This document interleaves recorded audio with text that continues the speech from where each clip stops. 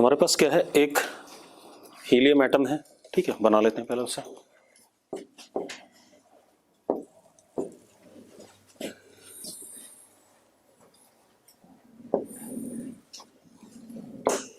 ये helium atom है, ठीक है, इतनी बात दिख रहा है ना। रिफ्लेक्शन नहीं आ रही ना इस पे, ये वाली बाकी सारी दिख रहा है कि नहीं दिख रहा है, बस तब फिर क्या दिक्कत है। थोड़ा मार्कर थोड़ा बड़ा कर लेता हूं। अब इसके सेंटर पे ये हीलियम का न्यूक्लियस है, ठीक है, इतनी बात। और डायमेट्रिकली अपोजिट इलेक्ट्रॉन्स है हमारे पास। ये एक इलेक्ट्रॉन हो गया, ये एक इलेक्ट्रॉन हो गया, ठीक है, और ये +2e ऐसा कुछ है, ठीक है, इतनी बात। उसने क्या कहा हमें कि भाई आपको क्या कह रहा है, डार्क वाला ले लो। चल देखते हैं, भी रुक जा।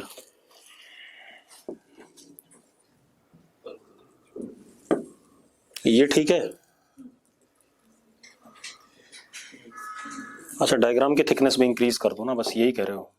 लो इसको भी इंक्रीज कर देते हैं, बस अपने आप सही हो जाएगा। अब ये कहानी आ गई हमारे पास, ठीक है। अब जरा देखो, हमें क्या बताना है, सब कुछ बोहर के मॉडल को ओबे करवाना है, और क्या कहते हैं फिर रेडियस बताना है इसका ग्राउंड स्टेट में, एनर्जी ग्राउंड स्टेट में, और आयनेशन एनर्जी, ठीक है, इतनी बात। चलो अब सबसे पहले आप ऐसे देखो कि अगर ये Vn से चल रहा होगा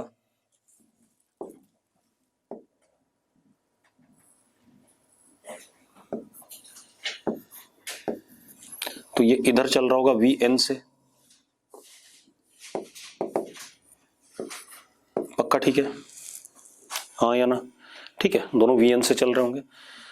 अब इसका रेडियस मैंने R0 ले लिया, क्या ले लिया, R0, ठीक है, इतनी बात। तो एक चीज देखो, इधर की तरफ इस पे इलेक्ट्रोस्टैटिक फोर्स ऑफ अट्रैक्शन लग रहा होगा इसकी वजह से, और इसकी वजह से क्या लग रहा होगा, रिपल्शन। तो नेट फोर्स की बात कर लूं मैं, तो नेट फोर्स कितना हो जाएगा, F net is equal to K 2E square upon R0 square, ये तो अट्रैक्टिव हो गया, minus K E square upon 4R0 square, हाँ या ना, यही आएगा। देखो इफेक्टिव न्यूक्लियर चार्ज इसके ऊपर अब 2E का नहीं है, कितने का हो गया, E का, मतलब E नहीं, कुछ अलग आ रहा है, देखो अभी पता चल जाएगा आपको कितना आ रहा है। जरा देखो, F net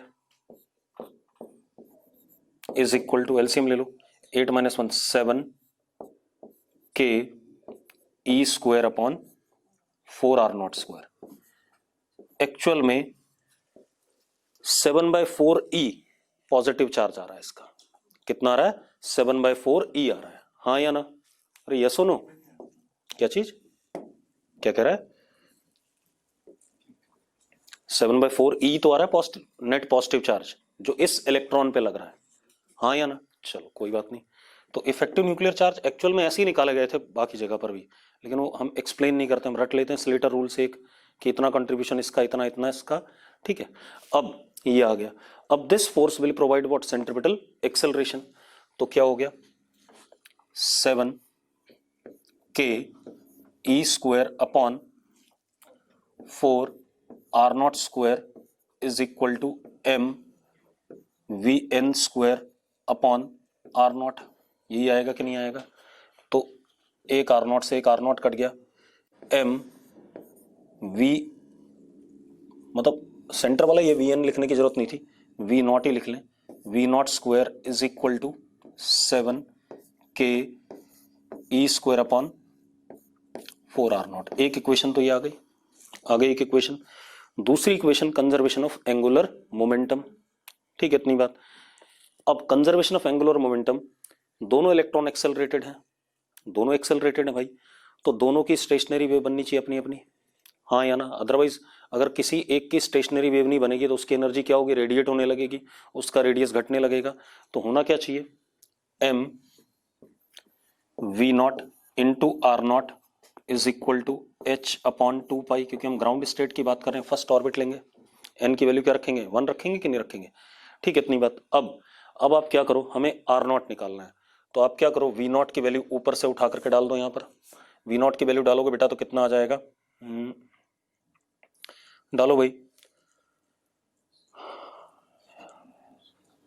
m under root 7k e square upon 4m R naught, ऐसे ही आएगा कि नहीं आएगा, सही तो है, into R naught is equal to h upon 2 pi, yes और नो। अगर हम इस अंडर रूट को काट दें तो ये अंडर रूट आर नॉट हो जाता है, इसको काट दें अंडर रूट m हो जाता है। ठीक है, इतनी बात। ये 2 से 2 खत्म हो गया, हालांकि इसको ना भी खत्म करते तो भी रिजल्ट आ जाता। अब क्या कहानी है, स्क्वायरिंग कर दें दोनों साइड तो क्या आता है हमारे पास, अब क्या आता है हमारे पास जरा देखो, m 7k e square R naught is equal to h square upon pi square, यही आता है कि नहीं आता है। तो आर नॉट आया हमारे पास कितना, h square upon 7 capital K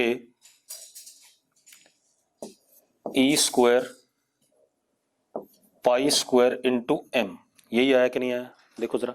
अब आप एक काम करो, a नॉट की वैल्यू उठा के लाओ, a नॉट कितना होता था याद है किसी को, a naught is equal to कितना होता था, h square upon 4 pi square m, z छोड़ दूं, e स्क्वायर। ठीक है, इतनी बात क्लियर, इतनी बात, ये आ गया। अब अगर हम इससे कंपेयर करें, इन दोनों को डिवाइड कर दें, ठीक है, इतनी बात, R naught upon A naught कर दें, R naught upon A naught करते हैं तो क्या आता है, 7 नीचे रह जाएगा, हाँ या ना, और 4 कहाँ चला जाएगा, ऊपर चला जाएगा, तो क्या आ गया 4/7, तो आर नॉट कितना आ गया 4/7 ए नॉट, ये आ रहा है अपने पास। अब जरा देखो कितना आ रहा है, 4/7 ए नॉट, यही आंसर है। तो पहले पार्ट का आंसर आ गया, अब बाकी पार्ट पे आते हैं। ठीक है, नोट कर लिया सबने, मतलब इस टाइप का क्वेश्चन मिलना चाहिए, मतलब जो बिल्कुल बेसिक से अपने आप को करना पड़े। ठीक है, अब अगला खेल क्या हमारे पास हो गया,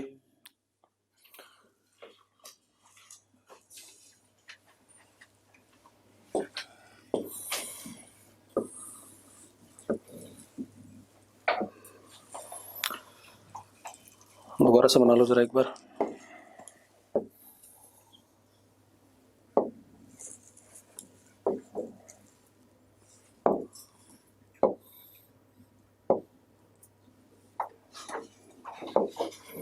ये आ गया,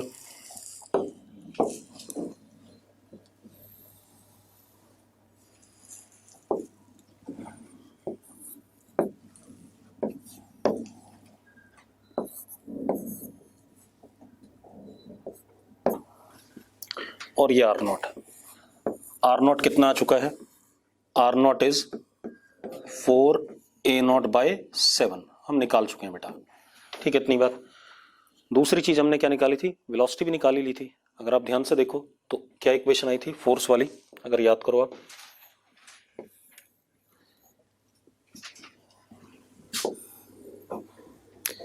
M V naught square is 7k e square upon 4r naught, आया था कि नहीं आया था। तो M V naught square is equal to 7k e square upon 4r naught, ये लिख देना अभी यहां पर ना, बता देना मुझे क्या आया,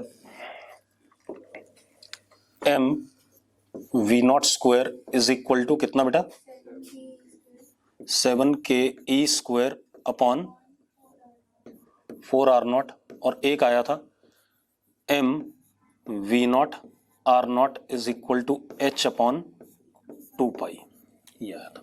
अब मुझे क्या करना है, एनर्जी की बात करनी है, तो पहले काइनेटिक एनर्जी की बात कर लें। ठीक है, इतनी बात।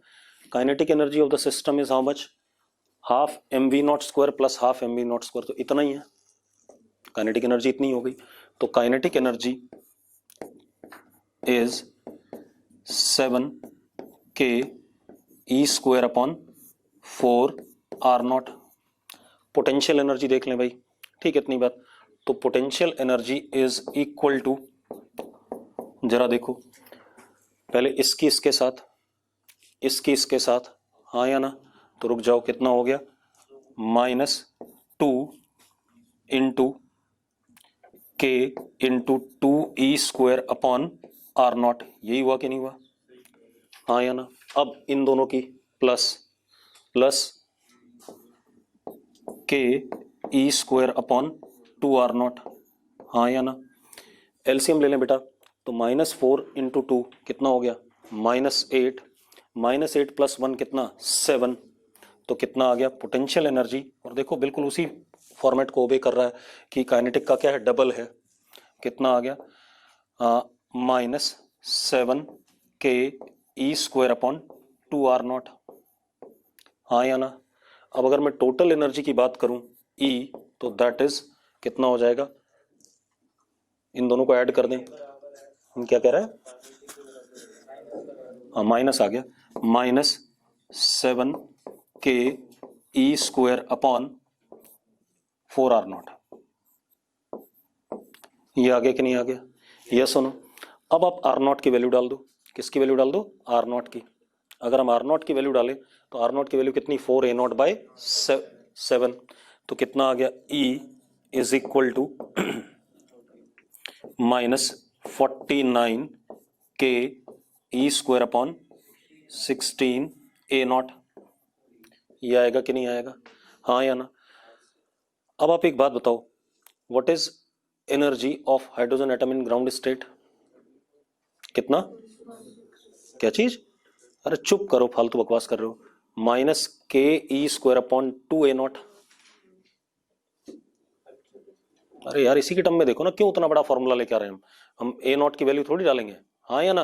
करा था कि नहीं करा था हमने, कि भाई अगर a0 दूरी पे एक प्रोटॉन और एक इलेक्ट्रॉन है तो पोटेंशियल एनर्जी क्या था, -k E square by a0, और काइनेटिक एनर्जी था कितना, k E square upon 2a0, था कि नहीं। तो अब क्या कहानी है, इसी में हम क्या करें, E0 डाल दें। E0 की वैल्यू कितनी है, E0 is equal to -k E square upon 2a0, यही है कि नहीं है। तो k E square upon 2a0 को मैंने क्या डाल दिया, E0 डाल दिया, तो कितना हो गया, 49 अपॉन 8 E0, ये आ गया कि नहीं आ गया। This is what, total energy, हाँ या ना। ठीक है, इन ग्राउंड स्टेट, ये भी सिंपल हो गया, बेसिक, बिल्कुल बेसिक से चलोगे कहीं गलती नहीं होगी। ठीक है, अब अगर आप फालतू काम करोगे तो गलतियां होनी है। ठीक है, अब इसके बाद इतनी बात हो गई। अब हम आ जाए आयनेशन एनर्जी पे। आयनेशन एनर्जी का मतलब हमें एक इलेक्ट्रॉन निकालना है यहां से, ठीक है, एक निकालना है, तभी तो आयनाइज होगा। ठीक है, अब एक निकालने में क्या खेल चलेगा वो चेक करो भाई। ठीक है, इतनी बातें हो गई। ठीक है, अब अगर आप एक निकालते हो तो क्या आएगा वो सोचो भाई।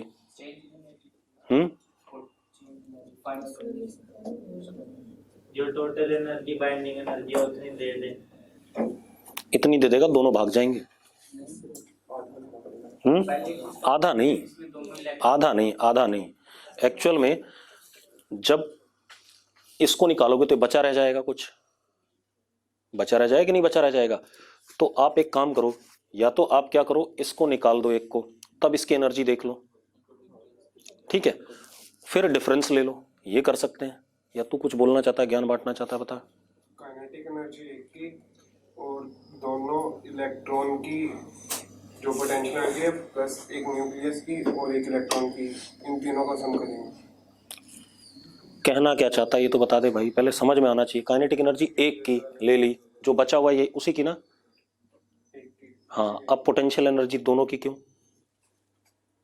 क्योंकि उसका एक इलेक्ट्रॉन का इंटरेक्शन न्यूक्लियस के साथ भी इलेक्ट्रॉन के साथ भी है, तो भैया जब ये चला गया तब कहाँ है, एक तो निकालना है ना, ठीक है। अब आप एक काम करो, रुक जाओ, आपको आयनेशन एनर्जी बतानी है, ठीक है। तो आपको एक इलेक्ट्रॉन यहाँ से निकालना है, ठीक है।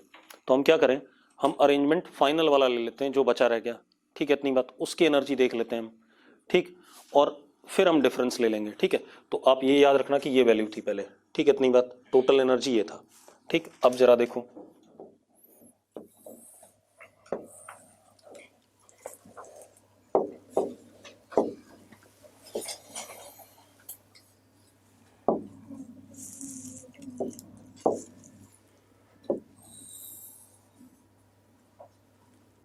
मान लो एक हमने निकाल दिया, अब यहां बचा क्या, प्लस 2e और यहाँ e माइनस, कितनी दूरी पर, r0 दूरी पर, यही था कि नहीं था, हाँ या ना।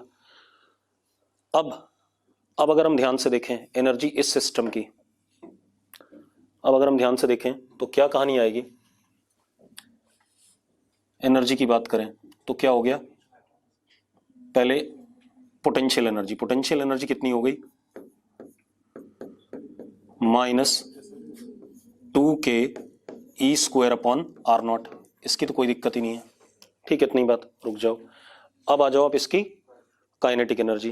काइनेटिक एनर्जी के लिए पहले आपको दोबारा से फिर से सारा नाटक करना पड़ेगा। क्या हो गया, k इंटू 2E² अपॉन r0² is equal to m V0² by r0। ये कट गया इससे, काइनेटिक एनर्जी कितनी आ गई, हाफ ऑफ दिस, यानी कि कितनी आ गई, ke² बाय r0। तो काइनेटिक एनर्जी इज नहीं, यही तो खेल है। अगर एटम का साइज छोटा हो गया तो फिर ये स्टेबल ऑर्बिट कैसे था, ठीक है। ये ऑर्बिट क्या है, स्टेशनरी है यहाँ पर, तभी तो, क्या चीज, केमिस्ट्री में तो तुम एटम ही बदल जाता है ना, फिर वो इलेक्ट्रॉन निकल गया, सब कुछ बदल गया, सारी कहानी बदल गई। यहाँ पर क्या कह रहा है, बोहर ऑर्बिटल थ्योरी को आपने क्या मानना है, वैलिड मानना है। मतलब अगर ये स्टेशनरी ऑर्बिट कह रखा है तो इसी में रहा होगा, ठीक है। अब के ई कितना हो गया, जरा देखो, के E² अपॉन r0, और देख अभी भी वैलिड है, ये डबल है या नहीं, ठीक है। इतनी बात, डबल ही है, देख लो आप। तो अब टोटल एनर्जी अब कितनी आई, E dash is equal to minus K E² upon r0, r0 की वैल्यू डाल दो 4a0/7, तो E dash is equal to minus K E², ऊपर 7 आएगा और नीचे क्या 4a0। रुको अब एक मिनट, अब जो टोटल एनर्जी E0 थी हाइड्रोजन एटम की, वो कितनी थी, याद करो, वो कितनी थी, के E² अपॉन 2a0, है ना। तो कितना आ गया, 7 E0/2, ये आ गया कि नहीं आ गया, ये फाइनल बची रह गई। अब हमें डिफरेंस चाहिए, पहले कितना आया था 49/8, तो कितना 49/8 माइनस 7/2, जरा देखना कितना आया, नीचे एलसीएम 8 आया, ठीक है। इतनी बात, 49 तो ये रहेगा ही, और ये कितना 28, 49 माइनस 28 कितना, अरे गधे आदमी थप्पड़ मार दूंगा, 49 माइनस 28 21/8 आ रहा है, जबकि आंसर क्या दे रखा है इसने, आंसर क्या दे रखा है इसने, आंसर दे रखा है इसने 17/8, 21, कहीं गड़बड़ हुई है, कहां पर,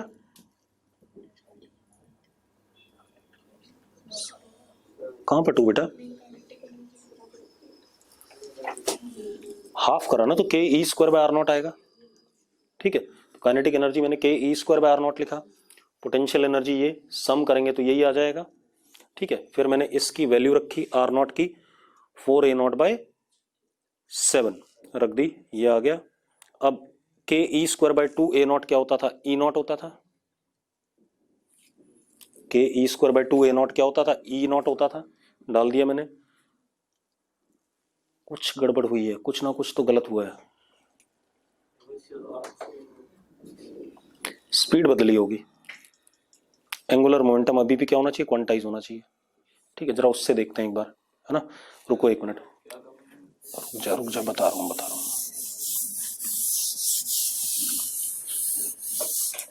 पोटेंशियल एनर्जी ऐसी रखो, आप काइनेटिक एनर्जी निकालो जरा, क्या हो जाएगा? और उससे तो रेडियस बदल जाएगा, वो तो फिर क्वांटाइजेशन करेंगे तो रेडियस बदलेगा। ऐसा कुछ कर सकते हैं कि जो इलेक्ट्रॉन निकालना है। रुक जाए एक मिनट, एक काम करते हैं, इसका नया रेडियस ही खोजते हैं, क्या पता उसके हिसाब से आंसर दे रहा हूँ। नया रेडियस इसका क्या हो गया? जेड की वैल्यू क्या हो गई? 2 हो गई, हाँ या ना? तो आर नॉट की वैल्यू क्या हो गई? अब ये जो नया आर आया, हम नया आर की बात कर रहे हैं, नया आर जो आया ये होता था एन स्क्वायर बाई जेड, हाँ या ना? एन स्क्वायर बाई जेड, तो R is now N square by Z, मतलब A nought by 2, A nought by 2, ये कह सकते हैं। ठीक है, इतनी बात। अब ये आर होगा बेटा, इसको आर कर देते हैं, ठीक है। और काइनेटिक एनर्जी कितनी आई थी यहां पर? के ई स्क्वायर बाय आर, यही आई थी कि नहीं आई थी? ठीक है, इतनी बात। अब जरा देखो, अगर मैं दोनों को जोड़ दूं तो कितना आता है? ई dash is minus K E square upon R. R की वैल्यू कितनी? A nought by 2, A nought by 2 डालते हैं, ठीक है, इतनी बात। क्या चीज? अरे हाइड्रोजन एटम का ए नॉट था तो ए नॉट बाई 2 ही तो आ रहा है। आर नॉट हाइड्रोजन एटम का ही तो हुआ। अब ये हाइड्रोजन लाइक एटम है कि नहीं है, तो मैं हाइड्रोजन एटम से ही कंपेयर करूंगा ना इसे, ठीक है। अब कितना आ गया? Minus K E square upon A not, और ऊपर कितना? 2। अब जो एनर्जी होती थी ऑर्बिट में वो कितनी होती थी? K E square by 2 not, 2 A not है ना, 2 ए नॉट तो कितना हो गया? 4। आजा लड़की, मिल गया कॉलेज? बहुत बढ़िया, अभी तो हरियाणा में मिल जाएगा सारा। मैंने बैंगलोर ले लिया है बट बेवकूफ, हरियाणा में पूरा खाली है, 67% सीट्स। पर वो बहुत अच्छा है यहाँ चुप, आप ले लो ना। बस बस बस, अभी बाद में ले लेंगे, रखते रखते।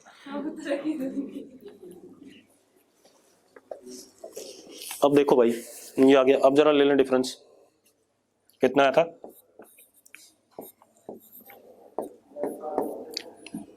आ रहा है आंसर, कितना आ गया जरा चेक करना।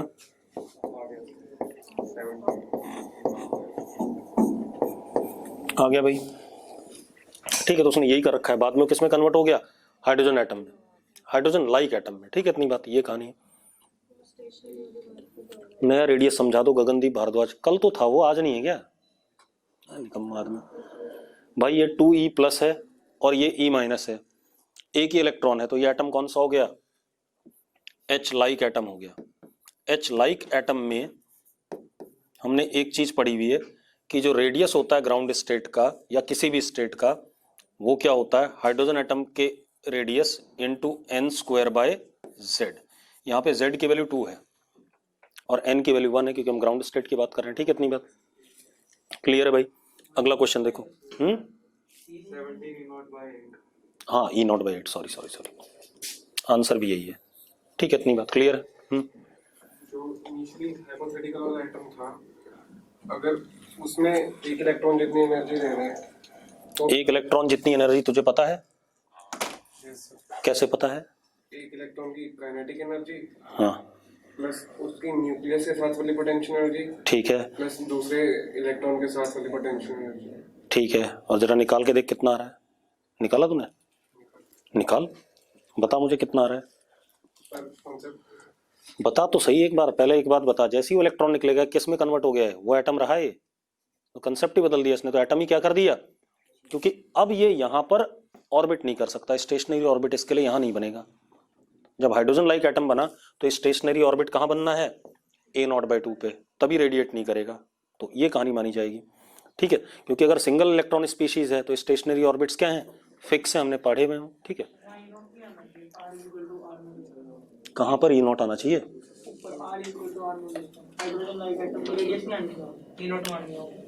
अच्छा सॉरी, यहाँ ए नॉट आनी चाहिए, ठीक कह रहा है, वो तो चल बच्चों को समझाने के लिए था, ठीक है, हो गया। अब एक और क्वेश्चन कर लें भाई।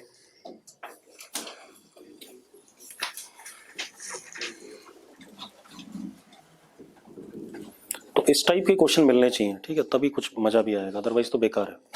अब अगला देखो, लिखो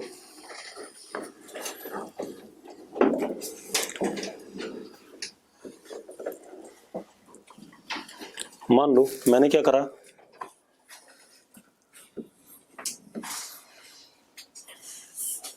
तो इस नाम की स्पेलिंग क्या है, एस,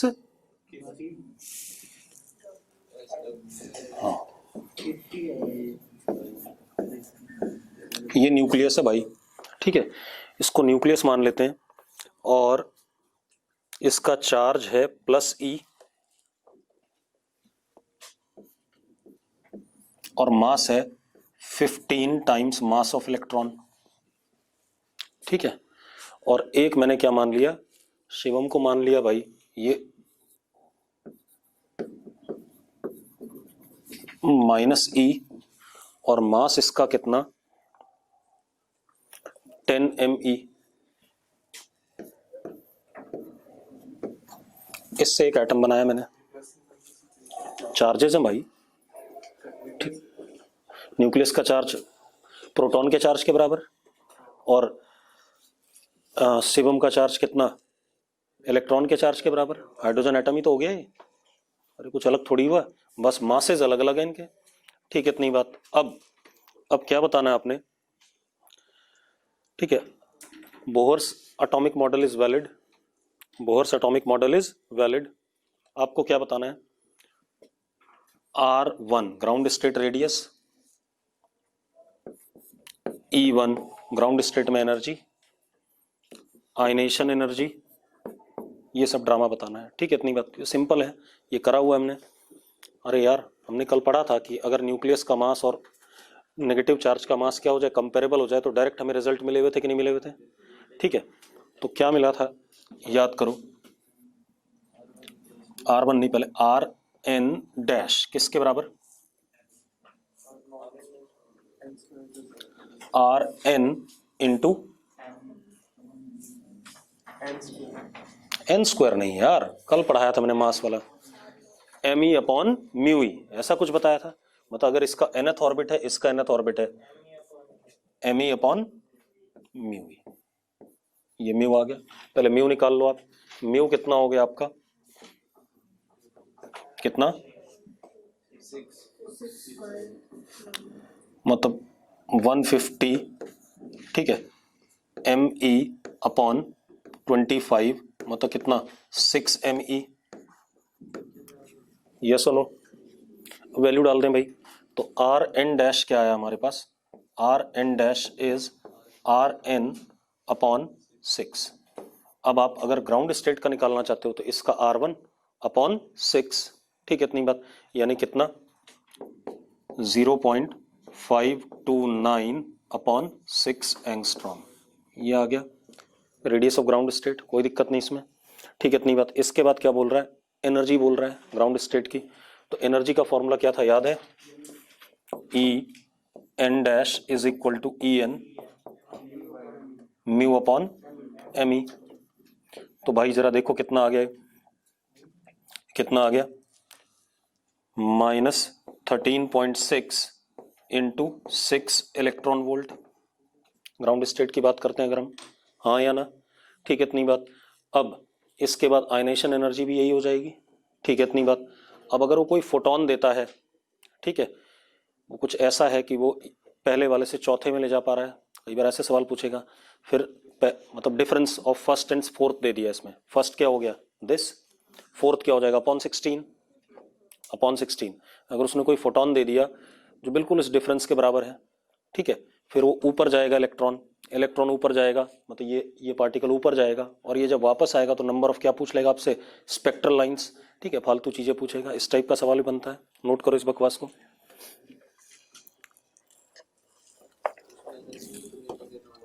क्या चीज, किस एनर्जी का, फोर्थ दे दिया तो फोर्थ नहीं देगा, वो फोटोन देगा, फोटोन की एनर्जी दे देगा कुछ, कौन से तक जाएगा, फिर कितने स्पेक्ट्रल लाइन आएंगी, ये सारी बातें। अगर मैं कह दूं यहां पर कि मैंने 96.72 इलेक्ट्रॉन वोल्ट एनर्जी दी, तब आप चेक करोगे ना कहाँ गया पहले, वो भी तो चेक करना पड़ेगा।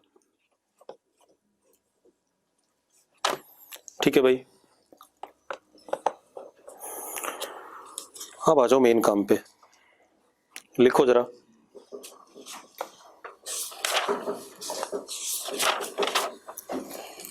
Atomic collisions, atomic collisions.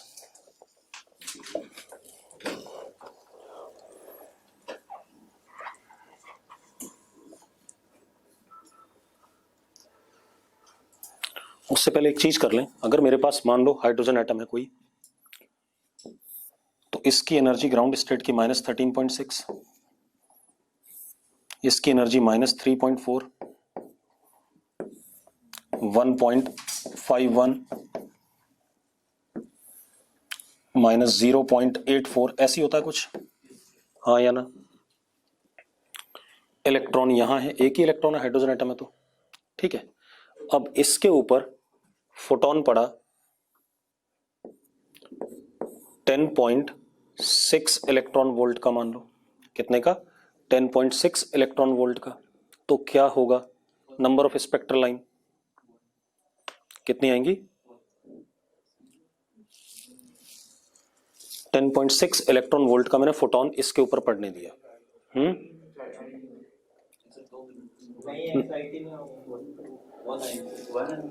मतलब कुछ लोग कह रहे हैं कि ये n = 1 से n = 2 में जाएगा और उसके बाद वापस आएगा तो एक स्पेक्ट्रल लाइन देगा।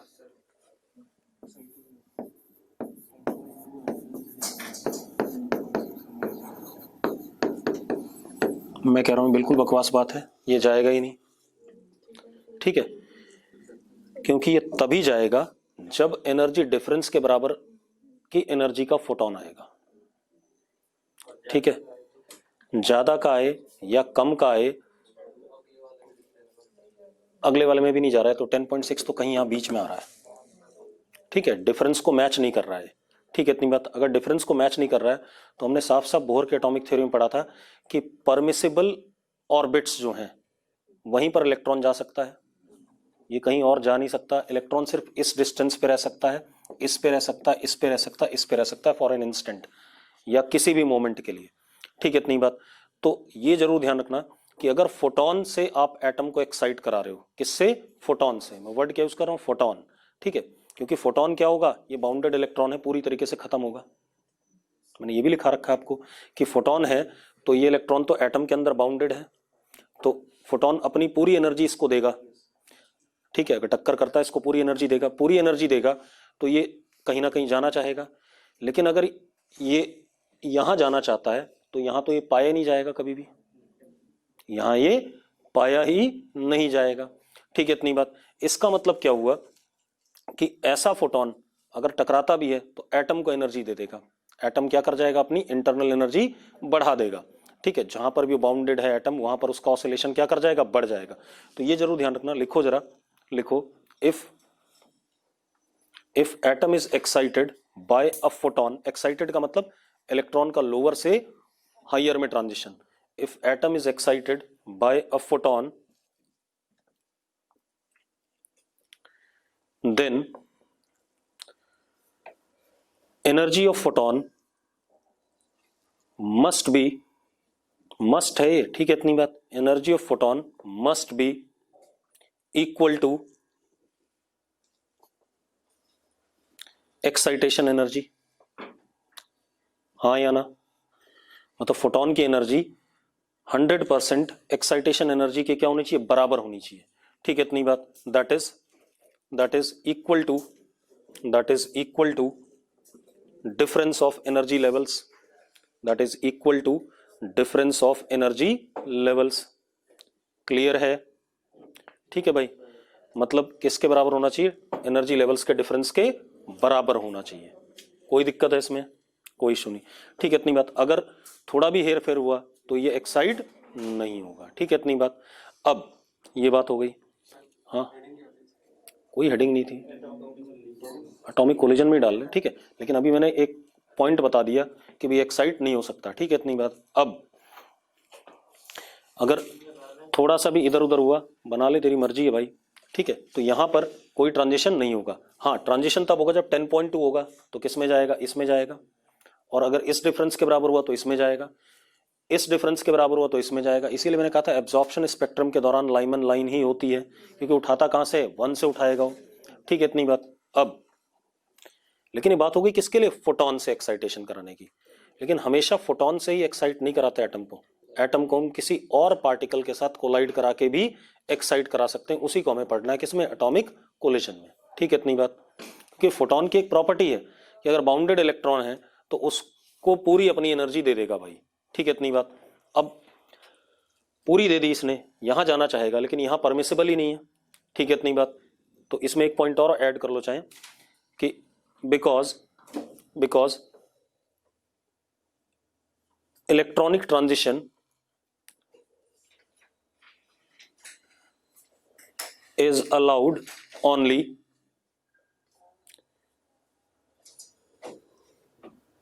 between stationary orbits permissible by Bohr's atomic model, because electronic transition, क्या लिखा मैंने, because electronic transition allowed permitted by Bohr atomic model। ठीक है, इतनी बात। because electronic transition is allowed only for stationary orbits permitted by Bohr atomic model। Clear है इतनी बात। ठीक है, तो उन्हीं जगहों पे जा सकता और जगहों पर नहीं जा सकता। अब ये कहानी हो गई, इसको खत्म करो। अब हमारे पास आता है atomic collision.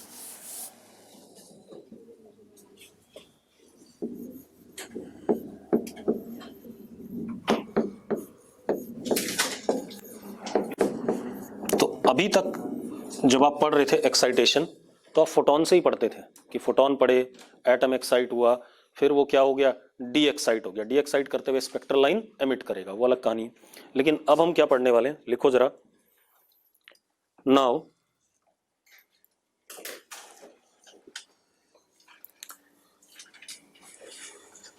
Excitation of atom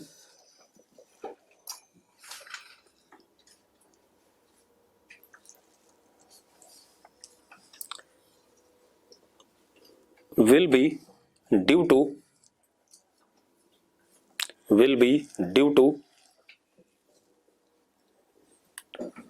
collision of atom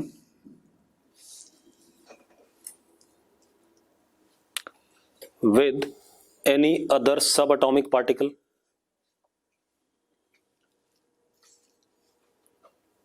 अब हम एटम को एक्साइट करेंगे, कैसे, एटम को जब कोलाइड कराएंगे किसके साथ, किसी और सब एटॉमिक पार्टिकल के साथ। मतलब एक हमारे पास हाइड्रोजन एटम है ग्राउंड स्टेट में, उससे कोई दौड़ता हुआ न्यूट्रॉन आया टकरा गया, ठीक है, दूसरा प्रोटॉन आया टकरा गया, ठीक है, इस टाइप से। ठीक है, तो उस केस में भी एक्साइटेशन हो सकता है, क्योंकि जब मान लो एक एच एटम है ग्राउंड स्टेट में रेस्ट पे है, उससे दौड़ता हुआ न्यूट्रॉन आया टकरा गया, तो न्यूट्रॉन और उस एच एटम के कोलिजन के दौरान एनर्जी का क्या होगा, लॉस होगा, काइनेटिक एनर्जी का लॉस। भाई हो भी सकता, नहीं भी हो सकता, हो तो केसेस हैं।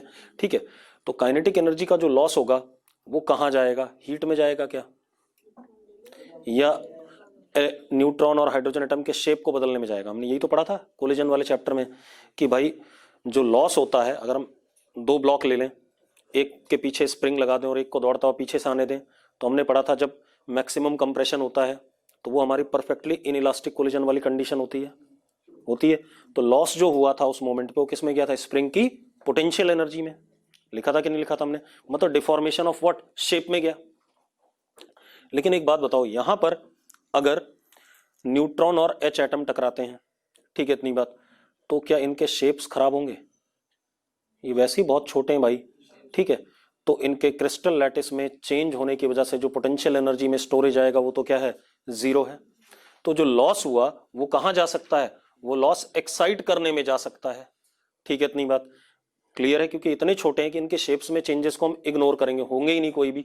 ठीक है, इतनी बात। जबकि पहले जो हमने पढ़ा था पिछले साल, हमने पढ़ा था ये ब्लॉक है, ये ब्लॉक है, ये इसके साथ अटैच है, टक्कर हुई, ये कंप्रेस हो गया और इन दोनों की वेलोसिटी क्या हो जाती थी, सेम हो जाती थी। इस मोमेंट पे हम कहते थे मैक्सिमम लॉस हुआ इस मोमेंट पे, और भी मोमेंट्स होते थे। तो इस मोमेंट पे जो भी लॉस हुआ था किस में गया था? स्प्रिंग की पोटेंशियल एनर्जी में, याद है कि नहीं? लेकिन अब क्या चीज? स्मूथ था सारा कुछ, कहीं हीट लॉस नहीं हुआ था। ब्लॉक्स किसके ऊपर चलाए थे हमने? स्मूथ टेबल के ऊपर, ठीक है।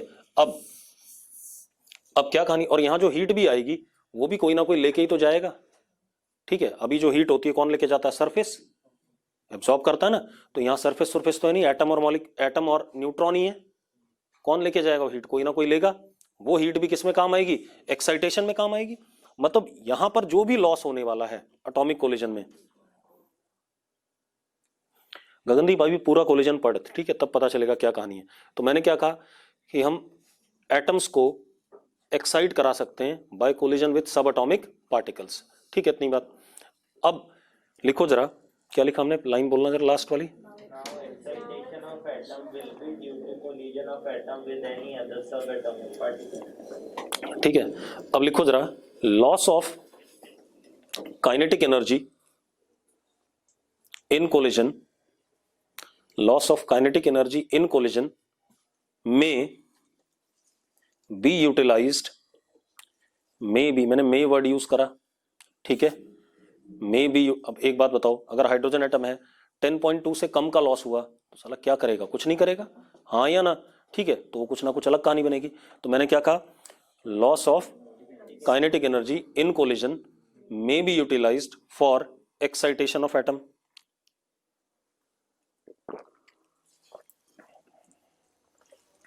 Excitation of atom may be utilised for excitation of atom. Clear इतनी बात? अब एक काम करते हैं, एक एनालिसिस लेते हैं पहले। लिखो जरा, एग्जाम्पल मानो या एनालिसिस मानो, कुछ भी है। हमारे पास ये एक H एटम है,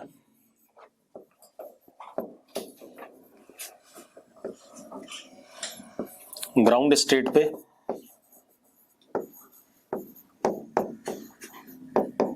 और कैसा? रेस्ट पे, ठीक है। इसका मास m, H एटम का, ठीक है। पीछे से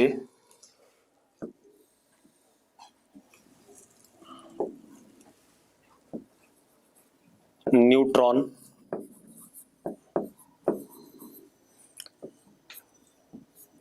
u वेलोसिटी से आ रहा है, और न्यूट्रॉन और हाइड्रोजन एटम का मास नियरली क्या मान सकते हैं हम? सेम मान सकते हैं।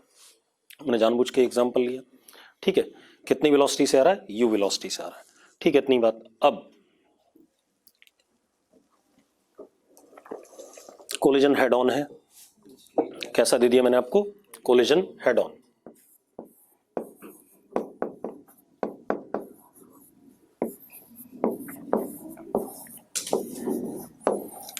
ठीक है, अब खेल क्या है? ये इसको टक्कर मारेगा, ठीक है, इतनी बात। अब यहां पर खेल क्या है कि भाई मैक्सिमम लॉस भी हो सकता है और उससे कम भी हो सकता है। भाई हमने पढ़ा हुआ है कोलिजन के दौरान, अगर कोलिजन परफेक्टली इनइलास्टिक है तो लॉस वुड बी मैक्सिमम, ठीक है, और अगर परफेक्टली इनइलास्टिक नहीं है तो उससे क्या? कम, और परफेक्टली इलास्टिक है तो कोई लॉस ही नहीं हुआ, ठीक है। तो एक बात बताओ, अगर मैं पहला केस लूं कि कोलिजन इज परफेक्टली इलास्टिक, तो there would be no loss of kinetic energy, ठीक है। होगा क्या? न्यूट्रॉन रुक जाएगा और H एटम u वेलोसिटी लेके चला जाएगा, लेकिन एक्साइट नहीं होगा, ठीक है, इतनी बात। तो सबसे पहले लिखो केस 1, बेटा इलेक्ट्रॉन एक्साइट का मतलब H एटम एक्साइट होना ही होता है, ठीक है, इतनी बात। इलेक्ट्रॉन नहीं एक्साइट होता, उसको एटम एक्साइटेड कहते हैं, ठीक है, इतनी बात। अब लिखो जरा, collision perfectly elastic, case 1, collision perfectly elastic, ठीक है, इतनी बात। अगर कोलिजन परफेक्टली इलास्टिक है, ठीक है, then after collision neutron will come to rest, after collision neutron will come to rest and H atom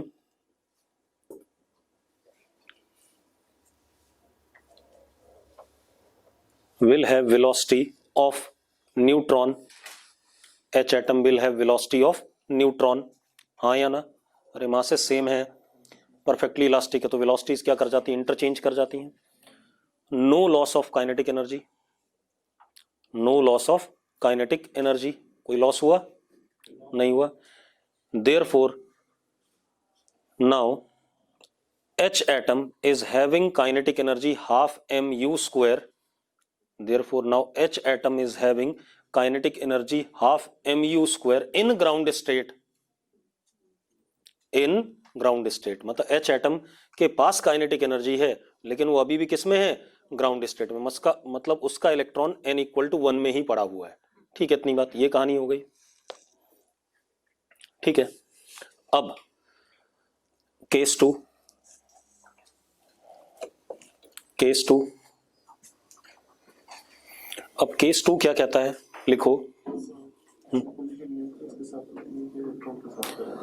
nucleus के साथ थोड़ी हो रही है यार कोलिजन, कोलिजन एटम के साथ हो रही है, एटम के साथ हो रही है कोलिजन ना, किसी के साथ अंदर कहीं नहीं घुस रहा है वो. ठीक है, किसके साथ हो रही है, एटम के साथ हो रही है. अब जो लॉस हो रहा है एनर्जी का, वो कौन ले रहा है, इलेक्ट्रॉन. अगर इलेक्ट्रॉन वो लॉस ले लेता है, क्योंकि हीट वगैरह में तो कहीं जाना नहीं है, ठीक है, ना ही किसी क्रिस्टल लैटिस के स्ट्रक्चर के चेंज होने में जाना है, तो वो जो लॉस हुआ वो फालतू पड़ गया. वो कौन ले लेगा, इलेक्ट्रॉन ले लेगा, इलेक्ट्रॉन ले लेगा. और अगर परमिसिबल एनर्जी के लेवल के जैसा है कुछ नाटक, तो इलेक्ट्रॉन क्या कर जाएगा, एक्साइट कर जाएगा, एक्साइट कर जाएगा, हमारा हो गया एक्साइटेड. ठीक है, अब क्या कहानी है, केस 2 लिखो. Perfectly inelastic collision, perfectly inelastic collision.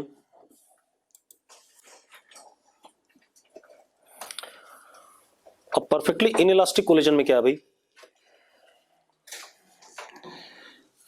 अब लिखो. Loss of kinetic energy will be maximum,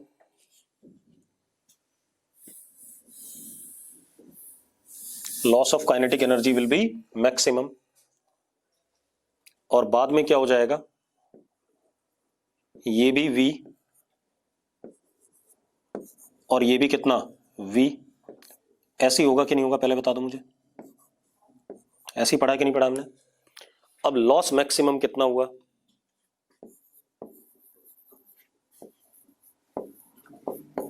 is equal to half m1 m2 upon m1 plus m2 into u1 minus u2 का होल स्क्वायर, यानी कि m/2 इंटू यू स्क्वायर. हाँ या ना, अरे yes और नो.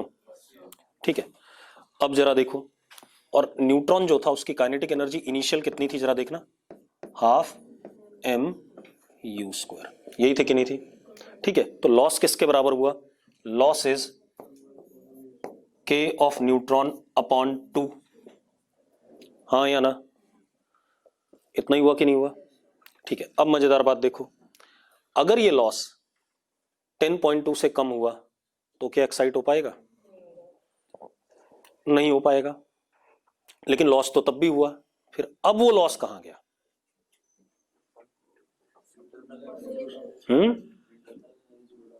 नहीं भाई, अगर लॉस 10.2 से कम हुआ ना, ठीक है, इतनी बात, तो वो कहीं जा तो नहीं सकता है. ठीक है, तो कोलिजन को मजबूरन क्या बनना पड़ेगा, परफेक्टली इलास्टिक बनना पड़ेगा. भाई कुछ कर ही नहीं पा रहा है, कहीं जाना है नहीं उसने, तो क्या होना पड़ेगा, परफेक्टली इलास्टिक बनना पड़ेगा. तो अगर हमारे पास कोलिजन से एक्साइटेशन होना है तो ये लॉस 10.2 से बड़ा होना चाहिए. पहले तो ये देख लो, तो देखो, for H atom to be excited, loss maximum must be greater than equal to what, 10.2 electron volt. तभी हो सकता है कि नहीं हो सकता, पहले ये तो बता दो. ये तो क्लियर है, वो बात की बात है, कोलिजन क्या होगा. ठीक है, पहले ये सोचो कि इससे बड़ा होगा या इसके बराबर होगा तभी हो सकता है.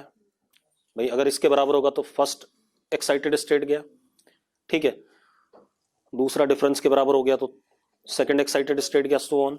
तो इसका मतलब क्या हो गया, जो सवाल मेडिकल में आता है वो ये आता है, KI/2 must be greater than equal to 10.2 electron volt, यानी कि kinetic energy of neutron in this case, इस वाले सवाल में 20.4 से बड़ी होगी या बराबर होगी तभी एक्साइटेशन हो सकता है। सवाल सिर्फ इतना सा पूछेगा कि भाई मिनिमम काइनेटिक एनर्जी बता दो न्यूट्रॉन की, ठीक है, जिसके लिए एटम क्या हो सकता है, एक्साइट हो सकता है। तो minimum kinetic energy is what 20.4 electron volt. Clear इतनी बात, ठीक है। अब ये कहानी आ गई। हाँ बोल। पहले लेक्चर में आपने ये भी कहा था कि जो इनमें कोलिजन होता है सबएटॉमिक पार्टिकल्स में, वो परफेक्टली इलास्टिक ही होता है। मैंने कब कहा ये, कब कहा, मुझे दिखा दे जरा, लिखा हुआ कहीं, लिखा हुआ दिखा दे। फोटोन के लिए कहा था, ठीक है, फोटोन के लिए कहा था कि अगर वो बाउंडेड एटम मतलब इलेक्ट्रॉन या कोई भी चीज बाउंडेड है तो उसके लिए फोटोन पूरा खत्म होगा। और वो मैंने अभी फिर बोली है थोड़ी देर पहले, बार बार उस बात को बोल रहा हूं, यहां ऐसा होता ही नहीं है, ठीक है। अभी देखना क्या खेल होने वाला है मजेदार। अब जरा सवाल ले लेते हैं, ये तो बात हो गई। अब एक डाटा लेकर के करते हैं इसी क्वेश्चन को। मिटा दूं इसे। इसमें इंटरनल एनर्जी इंक्रीज होगी। एटम है, एटम किसी के साथ बाउंडेड है, फ्री एटम पड़ा था ग्राउंड यहाँ पर, किसके साथ बाउंडेड है, किसकी इंटरनल एनर्जी बढ़ाएगा। और इंटरनल एनर्जी बढ़ने का मतलब क्या हो गया एटम की, इलेक्ट्रॉन का एक्साइटेशन, और तो कुछ नहीं है। एक बात बता, एटम है यहाँ फ्री है, क्या कर लेगा इसका, अगर इसकी एनर्जी बढ़ रही है तो जब इलेक्ट्रॉन ऊपर नीचे जाएगा तभी बढ़ेगी, और तो कोई चारा नहीं है। न्यूक्लियस का तो कुछ उखाड़ नहीं सकता है, ठीक है, क्योंकि न्यूक्लियस की एनर्जी मेगा इलेक्ट्रॉन वोल्ट के ऑर्डर की आएगी, ये 10-20 इलेक्ट्रॉन वोल्ट उसका कुछ कर ही नहीं सकते। फ्री स्टेट में इसलिए वाइब्रेट नहीं करेगा। यार कैसे वाइब्रेट कर लेगा भाई, ये बता दे जरा, फ्री है तो कैसे वाइब्रेट करेगा, किसके साथ बंधा हुआ है। अब ये कहानी आ गई। अब जरा देखो, अब मैं सवाल ले रहा हूं, ठीक है, इसी में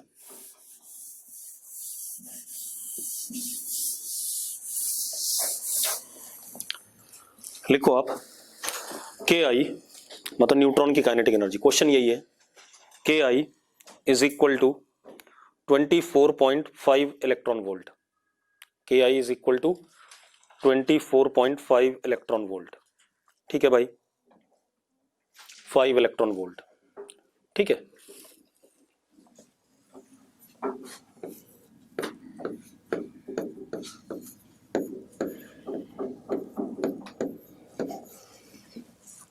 ठीक है, अब टक्कर के बाद पहले मैं कौन सा केस कंसिडर कर रहा हूं, मैक्सिमम लॉस वाला, ठीक है। उससे कम कम धीरे धीरे लेके आ जाएंगे, क्योंकि मैक्सिमम तो क्या होगा, आधा लॉस होगा, उसके बाद उससे क्या होगा, कम होगा, उससे कम होगा, सारे केसेस आ जाएंगे उसमें, ठीक है। तो अब for maximum loss of kinetic energy, ये भी V से चल रहा होगा उस केस में, और ये भी कितने से, V से चल रहा होगा उस केस में। और लॉस कितना हो गया, लॉस मैक्सिमम निकाल लिया था हमने अभी, कितना आया था, KI/2 निकाला था कि नहीं निकाला था। It would be 12.25 electron volt, हाँ या ना, 12.25 इलेक्ट्रॉन वोल्ट। अब हम पॉसिबिलिटीज देखें भाई, ठीक है। आ जाओ दोबारा से, देखो एक मिनट, क्या पॉसिबिलिटीज है हमारे पास।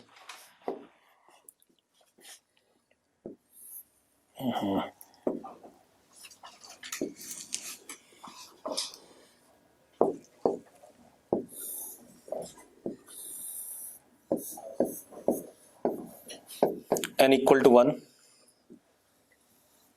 n equal to 2, n equal to 3, n equal to 4।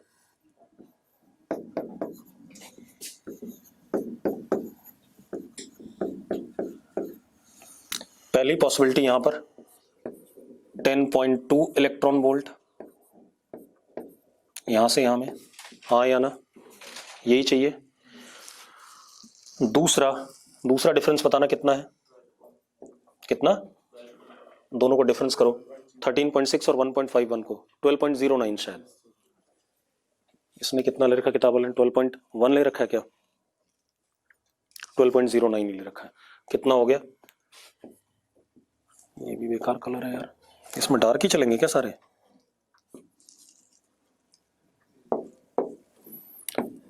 12.09 electron volt, हाँ या ना? तीसरी पॉसिबिलिटी जल्दी बताओ कितना?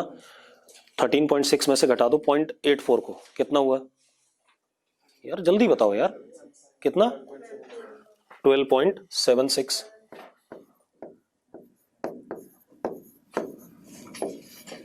अगर हम ये ट्रांजिशन करते हैं, हाँ या ना? अब एक बात बताओ यार, आखिरी वाला तो बेकार है, उतना लॉस ही नहीं हो रहा है, हाँ या ना?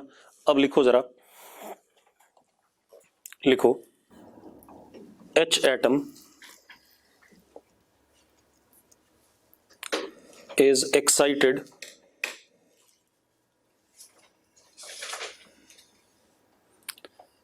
to its first excited state.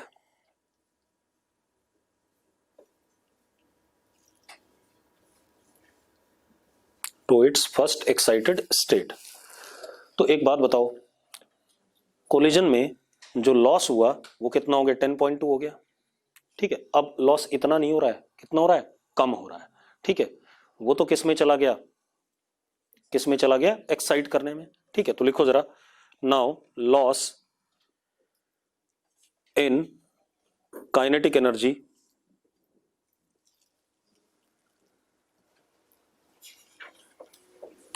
Gagandeep, excite तो तभी होगा जब इन डिफरेंस के बराबर एनर्जी एब्जॉर्ब करेगा, ये अभी डिस्कस करी हमने बात, ठीक है। इनसे कम या ज्यादा करेगा तो एक्साइट नहीं होगा, ठीक है। अब मैंने क्या कहा, क्या लिखा हमने?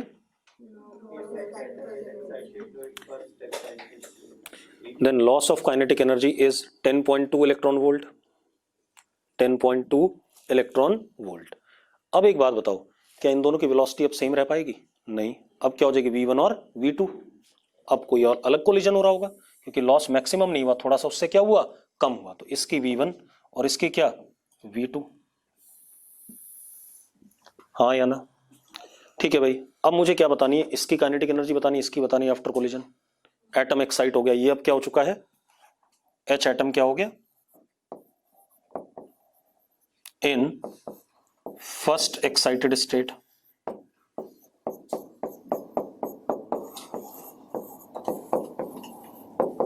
हाँ या ना?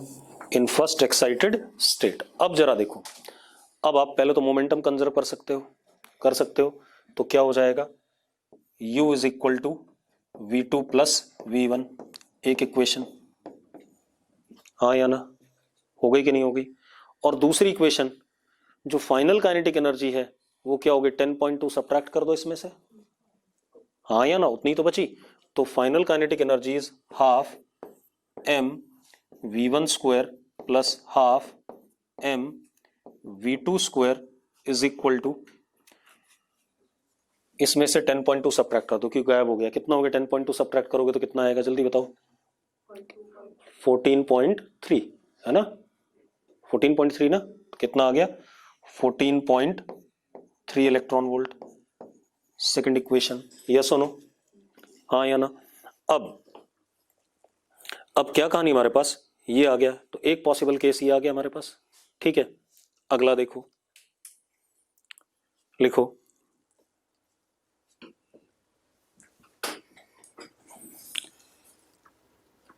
दूसरा क्या हो सकता है? मतलब सारे केसेस देखने पड़ते हैं हमें यहाँ पर, ठीक है। इतनी बात, कौन सा क्या होगा, ठीक है। अब दूसरा, अभी क्वेश्चन करेंगे तब और क्लैरिटी आएगी। दूसरा केस क्या हमारे पास? लिखो जरा, लिखो if H atom is excited in second excited state, if H atom goes to its second excited state, ठीक है। सेकंड एक्साइटेड स्टेट में गया तो लॉस कितना हो गया? 12.09 electron volt. Then loss is 12.09 electron volt, yes और नो? तो अब जरा देखो,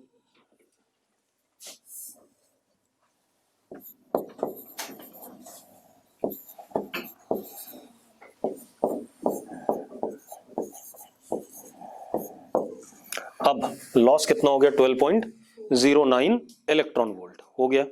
तो अब जरा देखो एक इक्वेशन तो अभी भी यही रहेगी, ठीक है। ये कोलिजन अब परफेक्टली इनइलास्टिक नहीं है, इनइलास्टिक होने के लिए लॉस कितना होना था 12.25, ठीक है। इतनी बात परफेक्टली इनइलास्टिक के लिए। अब काइनेटिक एनर्जी बची कितनी, इसमें से 12.09 माइनस कर दो, कितना आया जरा बताना फटाफट, कितना 12.41, एक इक्वेशन ये आ गई, ठीक है। इतनी बात, ये हो गया। ये दो पॉसिबल केसेस थे और एक और था परफेक्टली इलास्टिक कोलिजन, ठीक है।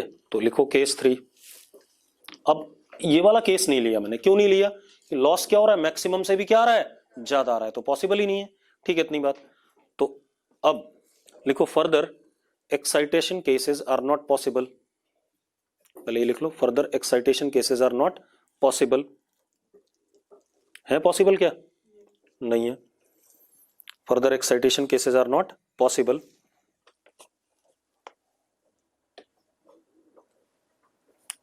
गगनदीप कह रहा है डिफरेंस के बराबर एनर्जी हम नहीं दे रहे हैं। अरे दे तो रहे हैं भाई, ये 10.2 किसको दी हमने, लॉस में दी कि नहीं दी, यहाँ 12.09 दी, डिफरेंस के बराबर ही तो दे रहे हैं। अब further excitation is not possible, ठीक है। इतनी बात। क्यों नहीं पॉसिबल आपको क्लियर है, क्योंकि जो लॉस हुआ था वो मैक्सिमम ही कितना था 12.25 था, और अब अगला लॉस चाहिए कितना एक्साइट करने के लिए 12.76, वो पॉसिबल नहीं है। अब एक और केस बचता है, collision may have been perfectly elastic, ठीक है, उसमें कोई एक्साइटेशन नहीं होता, क्लियर है। अब एक न्यूमेरिकल करते हैं प्रॉपर।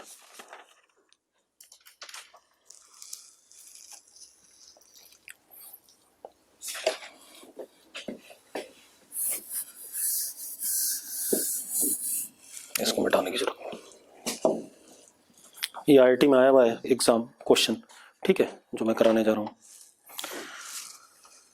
अब देखो भाई हमारे पास क्या है,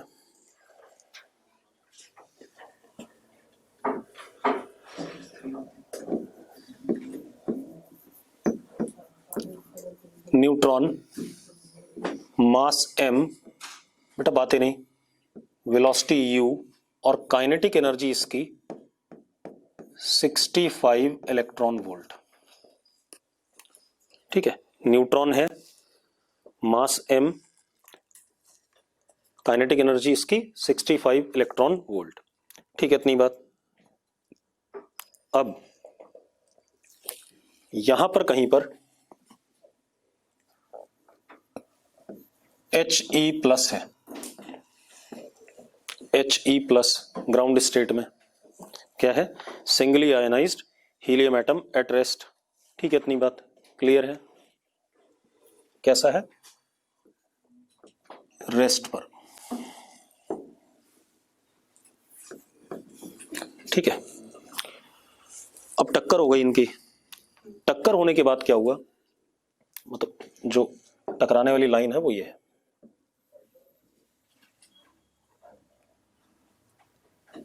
ठीक है।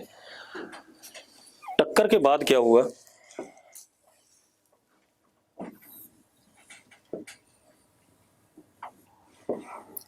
हीलियम एटम इधर की तरफ और न्यूट्रॉन इधर की तरफ,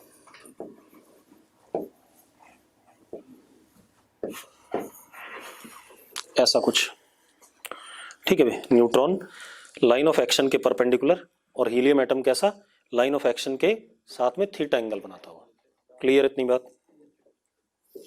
इसको वेलोसिटी हमने v1 v2 कर दी, किसको v1 करी, v2 हमने H एटम को कर दी, हीलियम एटम को, और इसकी v1। हाँ एक चीज और, हीलियम का मास 4m, अप्रोक्सीमेटली क्या 4 टाइम्स m, ठीक है, ये दे रखा है। अब आपने क्या बताना है, after collision energy of helium atom, कौन सी एनर्जी, sorry after collision energy of neutron, कौन सी एनर्जी होगी, काइनेटिक एनर्जी होगी। तो कोलिजन के बाद काइनेटिक एनर्जी ऑफ न्यूट्रॉन क्या रहेगी, ठीक है, पॉसिबल वैल्यूज, ठीक है, करना चाहोगे करो, जरा देखते हैं। ये आईआईटी में आया हुआ है 15 नंबर पे सवाल।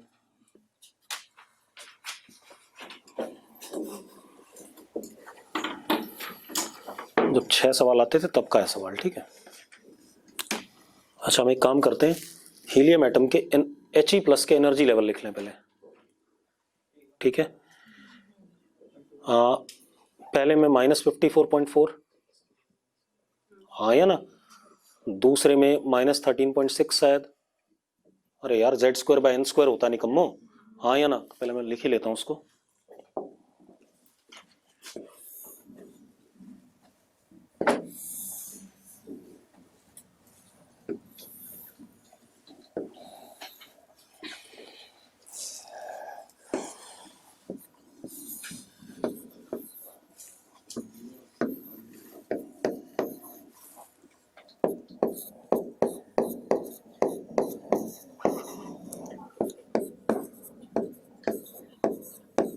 इसमें कितना होगा बाय 9, इसको 9 से डिवाइड करो।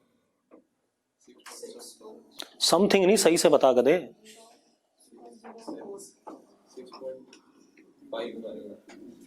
6 डिवाइड करके देख, 6.04 आएगा, ठीक है। इतनी बात।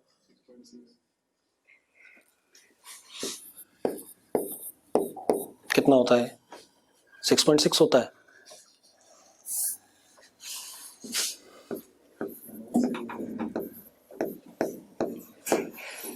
अगले वाले में किससे डिवाइड करें?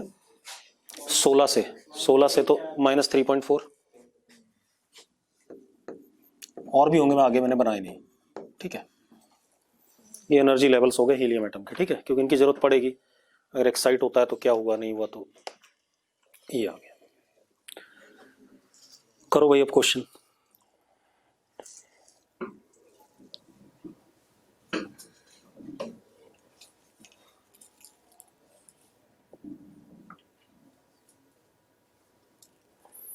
मोमेंटम कंजर्व रहेगा, लीनियर मोमेंटम, तो देखते हैं।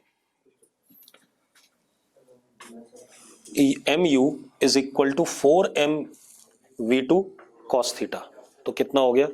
u is equal to 4v2 cos theta, बेटा बातें नहीं। और v1 is equal to 4v2 sin theta. Yes और नो? अरे हाँ या ना, ठीक है। अब आप एक काम करो, अगर आप स्क्वायरिंग एंड एडिंग कर दो तो u² plus v1² upon 16 is equal to v2²। इतनी कहानी समझ में आती है? ये तो मोमेंटम कंजर्वेशन हो गया, ठीक है। अब आगे क्या करें?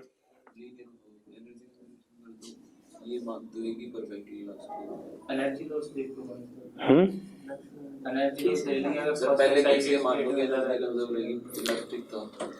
देखो मैं बताता हूँ क्या करते हैं। हम क्या करते हैं, ये काइनेटिक एनर्जी लेके आ रहा है,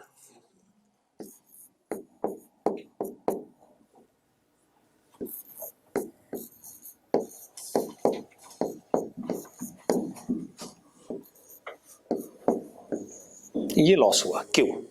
यही कर दूं मैंने क्या करा भाई, कोलिजन के बाद ये दोनों कुछ कुछ काइनेटिक एनर्जी लेके जाएंगे ही जाएंगे, हाँ या ना। और कुछ लॉस हुआ होगा, अगर हुआ तो, नहीं हुआ तो नहीं हुआ, बात खत्म, ठीक है। इतनी बात। अगर परफेक्टली इलास्टिक होना होगा तो ये दोनों बराबर हो जाएंगे, क्यू की वैल्यू क्या हो जाएगी? 0 हो जाएगी, वो बात की बात है, ठीक है। इतनी बात। अब एक एक करके लिखते हैं। Half mu² is equal to half 4m into v2² plus half m into v1² plus q।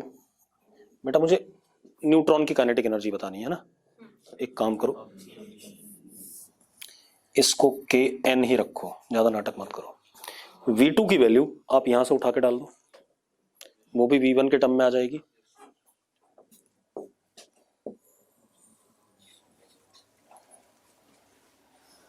Half mu² is equal to half 4m into u² plus v1² upon 16।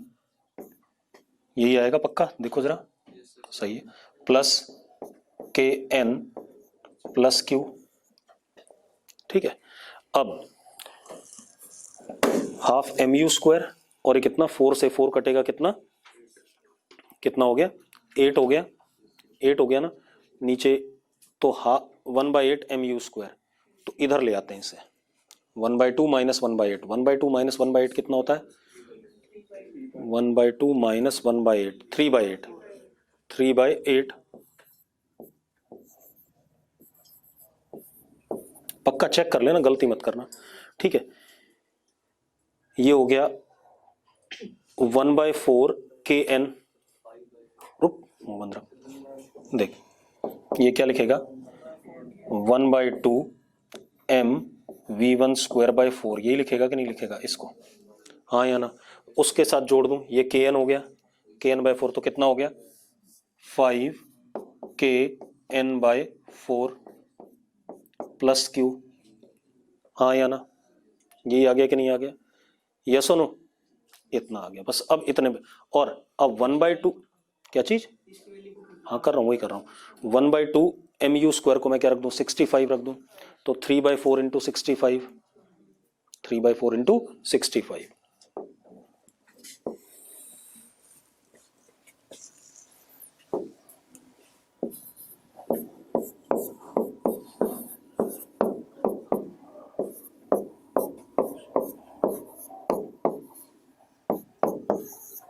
ये आ गया, इसको भी कैलकुलेट ही कर दो यार, खत्म करो इसे, कितना आ रहा है, पक्का कैलकुलेट कर रखा है, देख ले भाई, मुझे नहीं पता है, 48.75,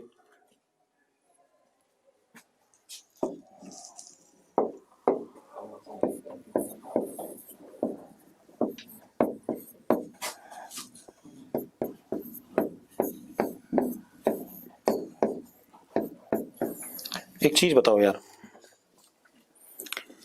अगर काइनेटिक एनर्जी पॉजिटिव आई न्यूट्रॉन की तब तक ठीक है, हाँ या ना, और काइनेटिक एनर्जी नेगेटिव होने लगी तो मतलब खेल क्या हो गया, खराब हो गया, मतलब वहीं तक कोलिजन परमिटेड था। ठीक है, अब क्यू की वैल्यू हम सबसे पहले वाली डालते हैं, कौन सी वाली डालते हैं, फर्स्ट एक्साइटेशन वाला, पहला,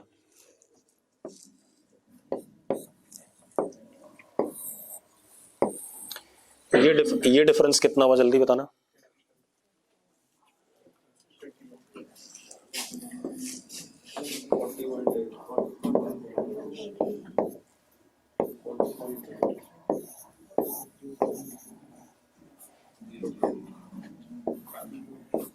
फोर्टी 40.8, तो Q की वैल्यू हो गई 40.8।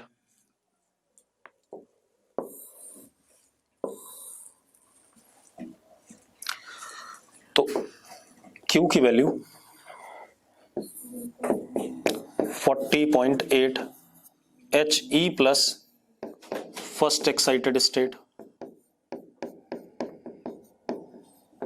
हाँ या ना, अरे यस और नो। ठीक है, इधर ले आओ, 40.8 को माइनस करो इसमें से, अरे बको फटाफट, 7.9, अबे Q की वैल्यू ये डालोगे, इधर भेजोगे, सब्ट्रैक्ट करो, कितना आएगा, अजीबो गरीब हो यार, 95 into 4/5, this is kinetic energy of neutron, positive है, सही है, हाँ या ना। सेकंड पे आ जाओगे आप, अरे आ गया जो भी आना होगा। ठीक है, अब Q की वैल्यू अगले केस की देखो, दिस माइनस दिस कितना आएगा,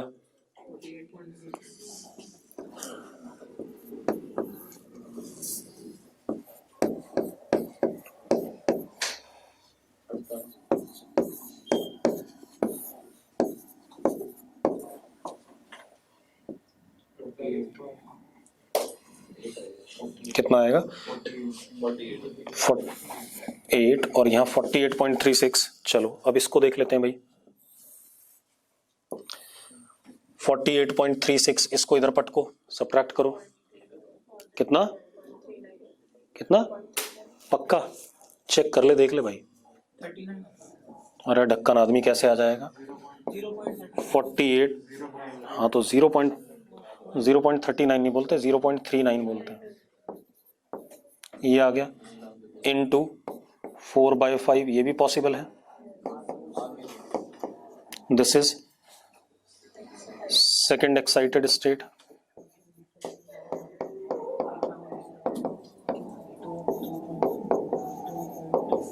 ठीक है, अब अगला अगर आप देखते हो उसमें kn क्या आ जाएगा? नेगेटिव आ जाएगा, मतलब पॉसिबल नहीं है। यही कहानी आ गई।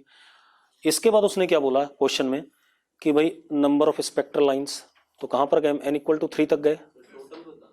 हाँ सारी बतानी है। ठीक है, क्या कह रहा है?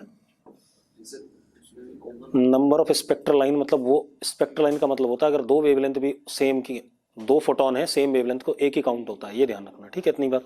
तो 3 से 1 में कितने हो गए? 3 हो गए। ठीक है, 3 से 2, 2 से 1 और 3 से 1 वाले, और उनकी फिर क्या पूछ लेगा? वेवलेंथ पूछ लेगा, वो भी आ जाएगी आपकी आसान सी। ठीक है, तो ये क्वेश्चन हो गया, नोट करो इसे।